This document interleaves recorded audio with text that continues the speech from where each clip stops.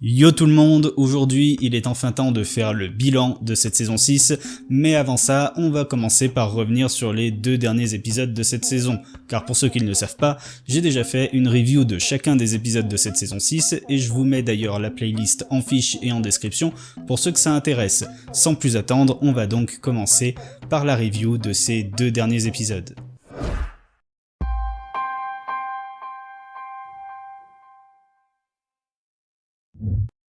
Ces 2 derniers épisodes sont en réalité liés puisque dans l'épisode 9, Rick décide de se remplacer par un robot à son effigie, information qui ne sera révélée que dans l'épisode 10 et qui aura son importance.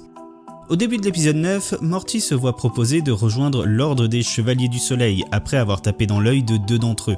Morty commence par refuser, mais le mépris et l'aigreur de Rick, en plus de l'insistance des chevaliers, va finalement pousser le jeune homme à accepter et à se laisser séduire par les croyances des chevaliers malgré qu'il ne les partage pas.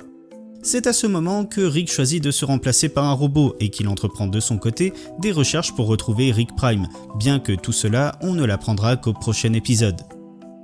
La démarche de Rick est parfaitement maladroite et malhonnête car elle implique de mentir à Morty et au reste de la famille en les laissant croire que tout va bien et qu'il s'est amélioré alors qu'en réalité il se cache et il exclut Morty de son projet. Mais surtout, il les laisse s'attacher à un robot en leur faisant croire qu'il s'agit de lui. En revanche, si cette démarche est mauvaise, elle part quand même d'une bonne intention. Ce qui a poussé Rick à faire tout ça, c'est le fait que son comportement méprisant, loin d'aider Morty, l'a plutôt poussé à prendre une mauvaise décision et à s'éloigner de lui. Rick a alors pris conscience qu'il devait se montrer plus patient et à l'écoute de son petit-fils. Le problème, c'est que Rick ne se sentira pas capable d'évoluer dans ce sens tant qu'il n'aura pas réglé le problème qui le ronge de l'intérieur, à savoir son désir de vengeance. Je ne serai pas de bonne compagnie tant que j'aurai pas résolu toutes ces conneries d'ennemis jurés. Sa décision est donc de créer un robot à son effigie, mais qui se montrera plus gentil, afin de faire profiter sa famille d'une meilleure version de lui-même, tout en leur évitant d'être impliqués dans son projet de vengeance. Autrement dit, durant toute la saison 6, Rick a réellement essayé d'oublier sa vengeance et de se montrer meilleur avec sa famille, mais il a échoué et il considère qu'il ne pourra pas faire mieux avant d'avoir affronté ses démons. De son côté, le Rick Robot améliore grandement sa relation avec Morty et le laisse prendre ses propres décisions, et même si les actes de Morty finissent par provoquer une guerre, il ne lui fait aucun reproche et l'aide à trouver lui-même des solutions pour régler ses problèmes. Rick Robot est donc très différent du vrai Rick, mais finalement assez proche de ce que Rick aurait aimé être, et même de ce qu'il aurait pu être si cet événement tragique ne l'avait pas transformé en ce qu'il est aujourd'hui. Dans l'épisode suivant, on peut voir que le Rick Robot a très bien su se faire apprécier par sa famille et tout particulièrement par Morty, jusqu'à ce que ce dernier découvre le poteau rose et soit extrêmement déçu par le vrai Rick. Au passage, il va également rejeter le Rick Robot qui n'est finalement là que pour lui rappeler les mensonges du vrai. Morty va donc se rabattre sur une autre figure paternelle, qui est ici incarnée par le président, ce qui montre aussi à quel point Morty a besoin de cette figure. Néanmoins, le président va très vite le trahir, et c'est avec le Rick Robot que Morty va tenter de se venger. Après cette opération, Rick Robot agonise, et Morty regrette alors de l'avoir rejeté et réalise à quel point il était génial et qu'il est la seule figure paternelle qu'il aurait voulu avoir. Juste avant de mourir, Rick Robot rétorque à Morty que c'est le vrai Rick qu'il a programmé pour être un bon grand-père, et que donc tout ce qu'il a fait vient en réalité de la volonté du vrai Rick. L'erreur de Rick est donc de ne pas avoir su faire toutes ces choses lui-même.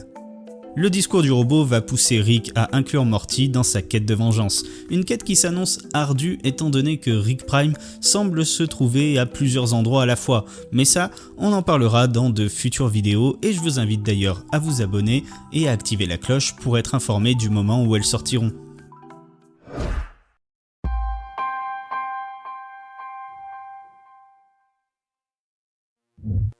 Pour commencer ce bilan, je tiens à dire que si je juge chaque épisode de cette saison individuellement, je trouve qu'ils sont d'une meilleure qualité que ceux de la saison 5, bien qu'inférieurs à ceux des saisons précédentes.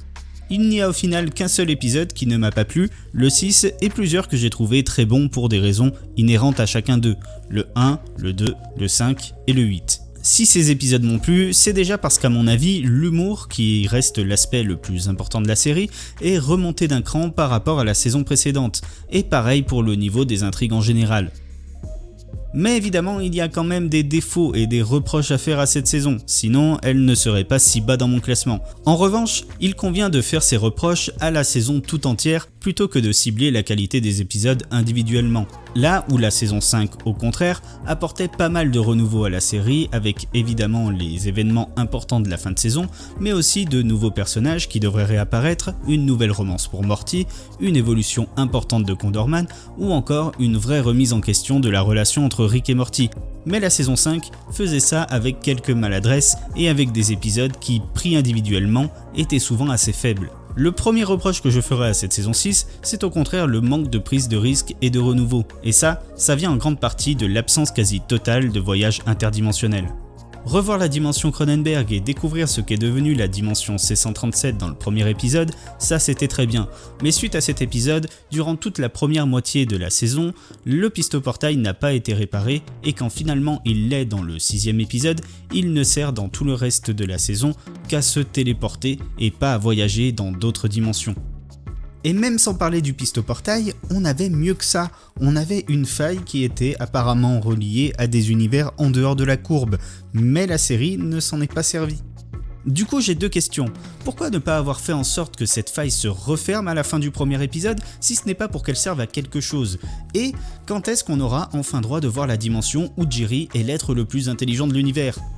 De ce que j'ai compris en lisant une interview, les scénaristes ont eux-mêmes décidé de contraindre Rick à ne pas avoir beaucoup de liberté cette saison afin de pouvoir se concentrer sur des drames familiaux.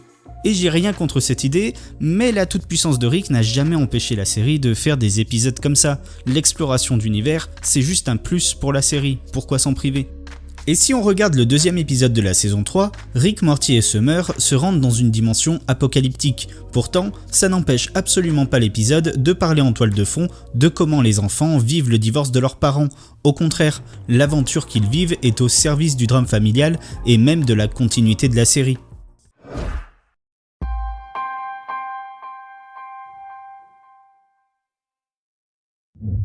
Et justement, il faut aussi en parler de cette continuité. Après l'épisode 1, on était nombreux à penser que cette saison allait servir à développer la nouvelle intrigue principale de la série, à savoir la quête de vengeance de Rick. Ça n'a finalement pas été le cas, et j'ai même l'impression que cette saison était là au contraire pour ralentir cette intrigue. Car à la fin de l'épisode 1, Rick semble vouloir essayer de mettre sa quête de côté pour mieux se consacrer à sa nouvelle famille. J'ai naïvement pensé que du coup ça allait être Rick Prime qui allait venir dans la dimension actuelle pour par exemple essayer de se venger d'avoir été transporté dans sa dimension d'origine, ou alors simplement pour le plaisir sadique de torturer notre Rick.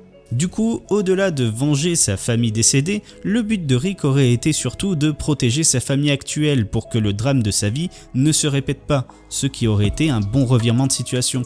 Au lieu de ça, on ne fait plus aucune mention de Rick Prime jusqu'au tout dernier épisode de la saison pour finalement nous dire que Rick ne peut pas laisser ses démons derrière lui et qu'il va devoir les affronter.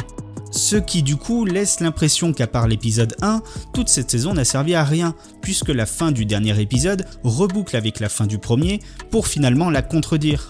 Tout ce qui se passe entre les deux n'a finalement fait que retarder l'échéance.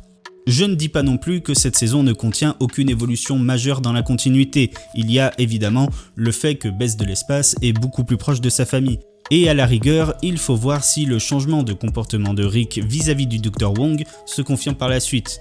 On peut aussi noter que la série fait de plus en plus de références à des épisodes passés. Dans l'épisode 2, toute l'intrigue se déroule dans le jeu vidéo Roy, que l'on connaissait déjà. Dans le 3, Bess de l'espace fait référence au bébé géant Naruto. Dans le 5, Jerry fait rapidement référence à Gary le fatigué, un personnage de la saison 2. Et il y a encore plein d'autres exemples comme celui-là. Ça contribue à mieux intégrer les épisodes passés à la continuité de la série, mais j'ai un peu peur que ça dérive vers une course à l'autoréférence et que ça empêche la série d'avancer. Et cette peur, elle ne vient pas de nulle part, elle vient justement de la précédente série de Dan Harmon, dont j'ai déjà parlé dans ma précédente vidéo, la série Community. C'est une excellente série, mais dans ses dernières saisons, elle a une fâcheuse tendance à passer son temps à s'auto-référencer, s'auto-analyser et même à s'auto-critiquer, plutôt que de continuer à faire évoluer ses personnages. On a du coup l'impression que la série n'avance plus. S'auto-référencer une fois de temps en temps, ça passe, mais quand c'est trop, ça commence à devenir gonflant. C'est une série, c'est pas une série, c'est ta série, c'est ma série, c'est une bonne série, c'est une mauvaise série. J'en ai ma claque de tout ça. Je veux plus entendre le mot série. J'espère que la série ne finira pas comme ça. Ce qui me rassure, c'est qu'il y a encore beaucoup d'intrigues en cours, que ce soit Rick Prime, la fille de Condorman qui est prisonnière de la Fédération, ou encore un possible retour d'Evil Morty. Il y a aussi de nombreux mystères non résolus, que ce soit sur le passé de Rick, sur l'absence de Diane alternative, ou encore sur ce qu'il y a en dehors de la courbe. Tous ces éléments serviront évidemment à alimenter mes futures vidéos en théorie, et j'espère que vous serez là pour les regarder. Merci d'avoir regardé cette vidéo jusqu'au bout, n'hésitez pas à laisser un petit commentaire pour me dire ce que vous avez pensé de cette saison, et vous pouvez aussi rejoindre mon Discord si vous voulez encore plus parler de Rick et Morty avec d'autres fans de la série. Quant à nous, on se retrouve très bientôt pour de nouvelles vidéos sur Rick et Morty, et notamment des théories. En attendant, portez-vous bien.